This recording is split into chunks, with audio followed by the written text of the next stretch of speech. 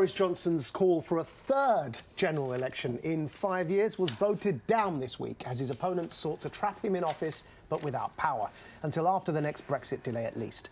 And too right. A general election solves nothing. We now inhabit a multi-party universe when, considering likely gains by the Liberal Democrats, the SNP in Scotland, the SDLP and the Alliance Party in Northern Ireland, the Brexit Party in England and Wales, and the slate of former Tory MPs standing as moderate independents in England, a hung parliament, with the key issue of Brexit remaining unresolved, looks set to be the only plausible outcome.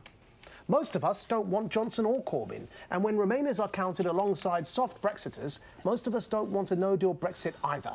It doesn't have to be Sophie's choice. Let's remember, the definition of insanity is keep doing the same thing over and again. Only a second referendum can unite Parliament around a single proposition to put this never-ending Brexit monster to bed. Let the nation choose between Theresa May's deal or Remain.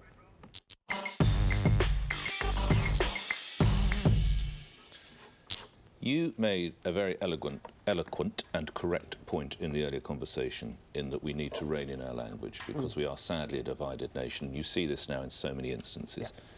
What I cannot work out about folk like you, who I respect enormously, you honestly think that a second referendum, whichever way it goes, let's say it goes this time to be a Remain vote, probably again by a very narrow margin, although we might refer to what Professor John Curtis says about it, you honestly think whichever side loses this time will just melt away? Well, so I think it's the... No, I don't think they'll melt away. So what will it achieve? I'll tell you what it will achieve. What a general election won't achieve. A general election, you must concede, will only return the same thing it did when Theresa May called it. We've been there before. I think we'll very different House of Parliament. Yes. I think we're very different House. You think Boris Johnson will get a majority? Yes.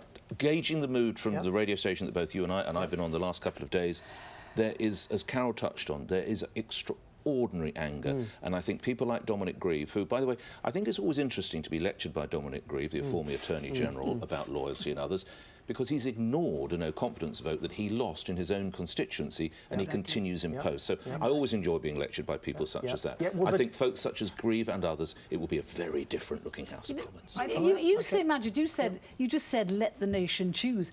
Boris Johnson has offered people an opportunity to let the nation choose with an election. They've said no. You know, and as for his dishonesty, Carole, that no one can I just finish?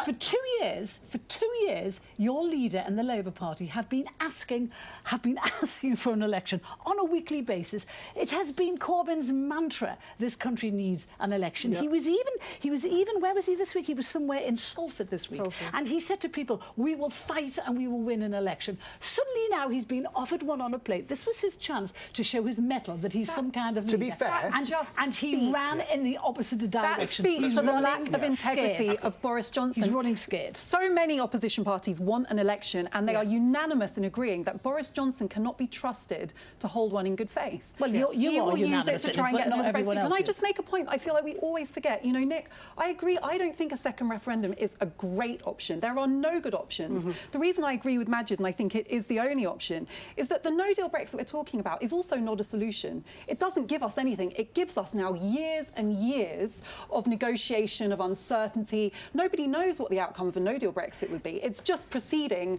with no plan. Where is this years and years of negotiation coming from? Because America have said we'll have one in a year. Australia have said we'll have one in less than a year. They can say what they like. That's true. Well, give me another example of where a nation has managed to conclude bilateral trade agreements nations have within been a year. saying over the past month they will rush through a deal in a year. But even Boris Johnson suggested to Donald Trump that a year was too ambitious. Before I let Rachel in, I just want to, on a point of information, the reason the opposition rejected Boris Johnson's offer for a general election, just to give their interpretation on this, is because actually if he had suspended Parliament before this bill was passed, this bill that prevents no deal, then that bill ceases to become law if Parliament is suspended before it's approved in the House of Lords. And so to support a general election, and if you'd called that, then that bill basically takes no effect. That's why they couldn't support a general election. The excuse that Keir Starmer was using yesterday is that we will not jump to Boris Johnson's tune. He's offered them what they've been asking for the past 2 years. Can we just hear from Keir Starmer first, quickly? Sorry, because Carole's just mentioned him. This is the Shadow Brexit Secretary, Keir Starmer, on that point. I think in the end, the only way out of this is to say to the public, look, here's a deal, if there is a deal, a Johnson deal, I'm not sure there will be, or no deal. Do you want that? Do you really want that, or would you not rather remain? Because we've got to have either permission to go on those bases, or the protection of remaining. That sounds like a referendum. Yes, I think that's the only way to break this impasse now. I know Rachel's desperate to get in, but also just to back up the point here, let's have a look at how many people in the public want a general election. There you go. You see only 35% support it, whereas 46% oppose the idea. Well, let's hear from Rachel. Of course, everybody is really tired. Everybody's tired of politics, of Brexit, of elections, and of a referendum. Everybody's sick of it. But the thing about having a general election is that we need that kind of reset. One of the things about Brexit, and one of the things that Labour Party and other opposition parties say, is that it's not just about Brexit, it's about the causes of Brexit. It's all well and good to say, well, we need to have a referendum to decide what actually people want 3 years later. But the fact of the matter is, first of all, there's no majority for that in Parliament. But secondly, that won't actually address a much bigger malaise that we've got in this society. Brexit is one big part of it. Can we get back to talking about the election? Labour very simply don't want an election because they know they do. They don't want because they know they're going to get slaughtered. They're going to get slaughtered. Let me finish. They're going to get slaughtered in the Northern Heartland. The latest poll shows they will lose 23 seats in the Northern Heartland. I don't know the Conservatives do that well in the South. Let me ask you this. Let me ask you this. You want a second referendum? Well, okay. I think it's the least worst option at this stage. Those campaigning for leave would most likely include Boris Johnson and Nigel Farage. Now, suspend your personal feelings. They are the two probably most potent politicians that you can possibly imagine. They'll be batting for leave. I think Nigel probably is more so than Boris Johnson. OK, but you'll allow... Right. Who's going to open the batting for the Remain side? Well, that's a good question, and the Remain side is lacking leadership. Tony Blair, the answer to that Sir Keir Starmer, I do think, Joe Swinson.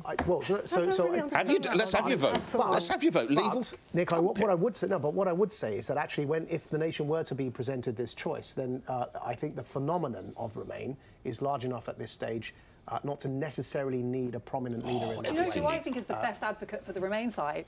It's Boris Johnson's government. They have so shown their incompetence, their selfishness and their dishonesty. I honestly think people have been watching and thinking, if this is our future out of Europe, I don't want it. You don't it's think? A mess. Do you not think Boris is going to win by a landslide? I think he's going to win by a landslide when he goes to the polls. That's difficult to say because the Brexit Party will shave off certain votes from the right, and he's going to need a pact with them, which will mean he loses seats to them if he does that pact. The Lib Dems will take votes from his left, and that means he's squeezed on both ends. And then, of course, don't forget, then you've got other parties rising, such as the SNP. I'm not so sure he'll have a majority in Parliament. He might win in percentage terms. I'm not so sure he has most seats in Parliament. Imagine what would happen if there was a second referendum and Leave won by a margin again. Do we think that all the people now, all the Remainers now, are suddenly going to have a Damascene conversion and say, oh, this time I will respect the will of the people? If you've still got the same parliament, please let me briefly, if you've still got the same parliament, it doesn't matter if you have another referendum because they'll still stick to...